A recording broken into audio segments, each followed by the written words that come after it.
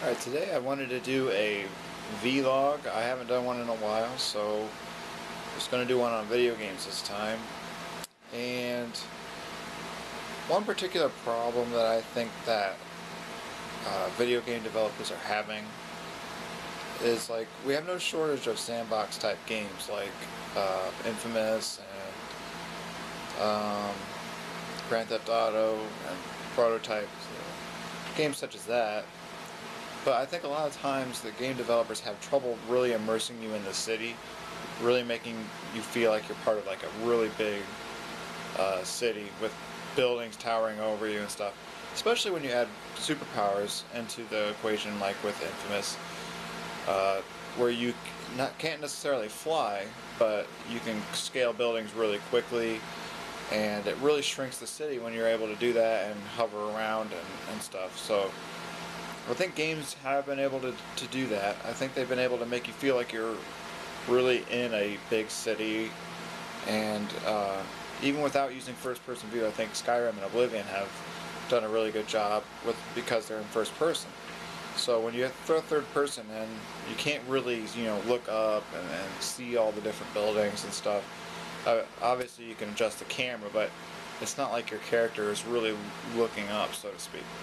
So I was thinking about some examples that I thought did really well with that, and I'm sure people would say City of Heroes. I didn't play that game, but I did play DC Universe Online. Thought that game did really well as far as, even though you were given superpowers, it didn't really shrink the city.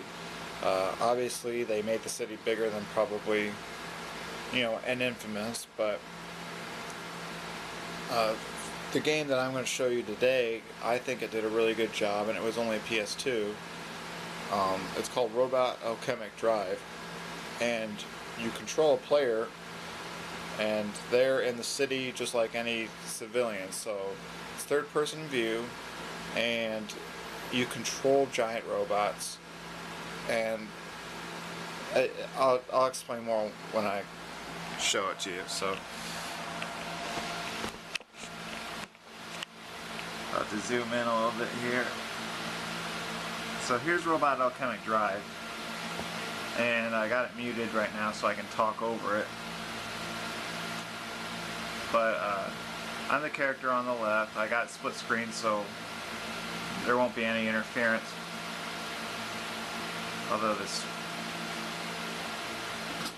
there we go.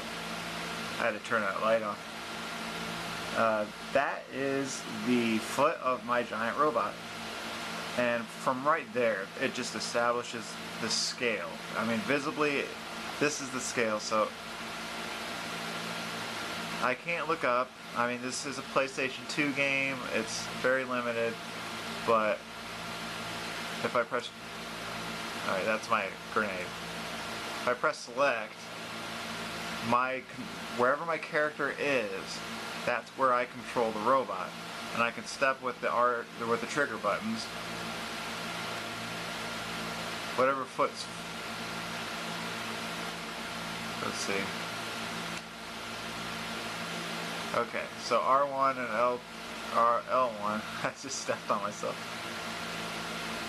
Control forward movement, and L2 and R2 control backwards movement. I'm just giving you a rundown of the controls just so you understand what my point is. And I have a anti-gravity thing that I can get up on the buildings, and wherever, I mean, the obvious advantage of getting on a building is wherever I am, that's my perspective on my robot. So you just end up walking around looking for your opponent, and I can see where he is. I mean, I could go on and on about how great I think the controls are, but my point is, I'm in third person's perspective, regardless of, if I'm controlling the robot or if I'm controlling my own personal character. I am always in third person perspective. But look at this city. I mean, the city seems immense, and even though I can fly around, I mean, it doesn't shrink the city as much as like on Infamous or Grand Theft Auto. Because my opponent's way over there and I got lots of buildings, including this skyscraper in the way. So I think it can be done, and I'd like to see it done. I've never quite seen a game this successfully implement this type of a gameplay before. I'm kind of enjoying this. Let's see. I gotta knock this down.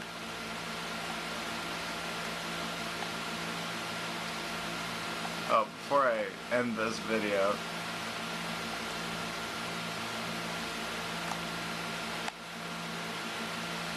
how do I do that? I forget. There's a way, there's special attacks. Oh, there we go. Anyway, the player I chose for player 2 pilots does Glang, and unlike the one that I picked for player 1, this guy can transform. So you hit square, and instead of using the shoulder buttons, you use the D-pad, and the D-pad causes him to fly around.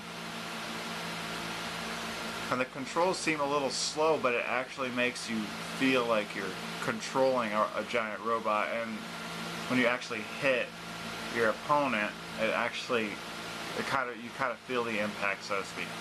But anyway, that's kind of my point. It's just I'd like to see these subtle nuances that this game incorporates. I'd like to see something like that in, you know, the next Grand Theft Auto or the next Infamous, so that I feel like I'm actually in a city. I don't need to go into these buildings to feel like I am in the city. I mean, it's a PS2 game, and there's not much that they can do about actually going in the buildings and stuff, but so I guess that's pretty much my point, and kind of making me want to play this game, but I gotta finish Infamous 2. But anyway, thanks for watching.